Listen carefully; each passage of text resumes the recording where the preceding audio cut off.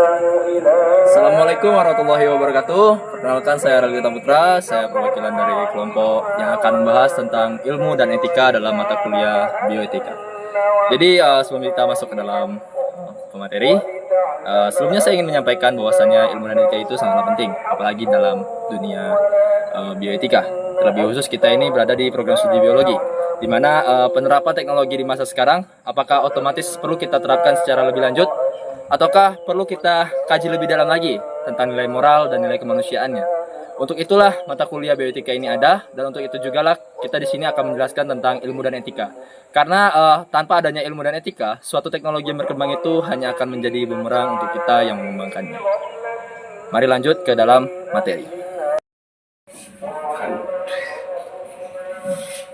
Halo, aku Riji. Di sini aku akan menjelaskan tentang prinsip bioetika yang telah dijelaskan tentang tendangan arah tadi. Nah, bioetika sendiri atau etika sendiri adalah cabang ilmu filsafat yang mempelajari tentang bagaimana perilaku manusia yang baik dan buruk dan menerapkannya. Nah, pada bioetika sendiri ini juga digunakan pada peneliti, pengembangan tentang kesehatan, dan juga atau yang berhubungan tentang organisme atau makhluk hidup.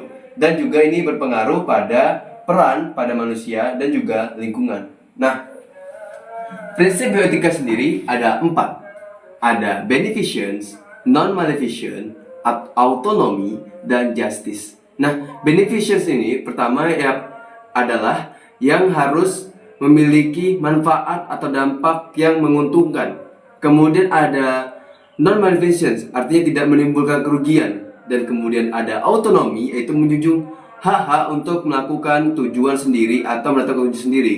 Kemudian justice adalah keadilan, baik itu benefit ataupun sesuatu yang dapat memberikan keadilan bagi penerimanya.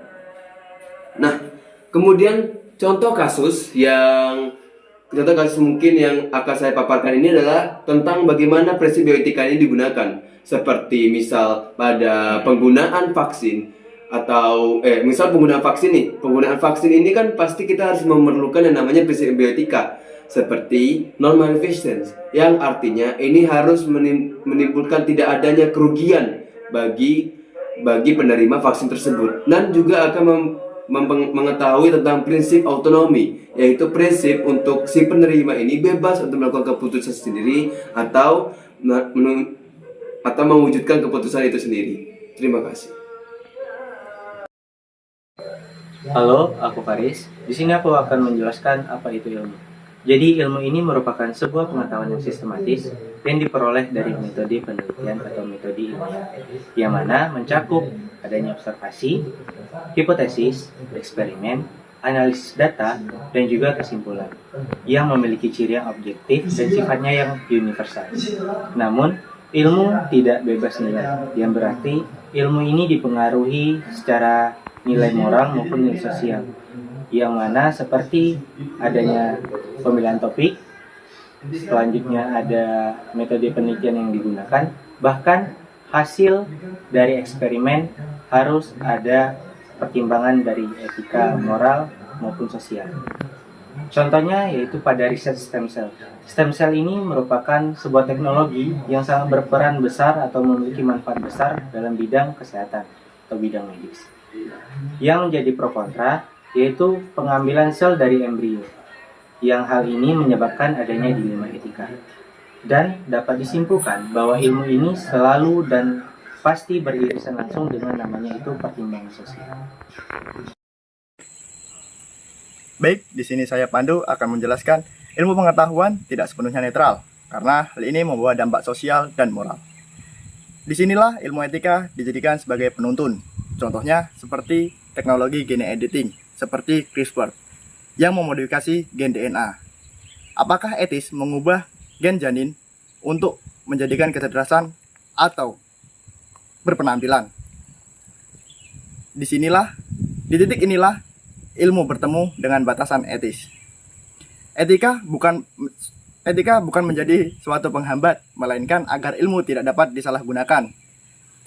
Ia menjaga inovasi dan moral, mengingat bahwa subjek yang digunakan adalah manusia, bukan hanya sekedar objek data. Tanpa etika, ilmu bisa menjadi alat penindas. Nah, kita ambil satu contoh lagi, yaitu tentang pengembangan dari vaksin COVID-19, di mana etika tidak kurut harus turun dalam pengembangannya. Mengapa? Karena ini penting. Demi guna menjaga data pengguna, apalagi juga untuk memantau efek samping dari penggunaan vaksin tersebut. Belum lagi juga tentang penggunaan lain seperti bayi tabung, rekayasa genetika, ataupun ada juga perihal seperti eutanasia.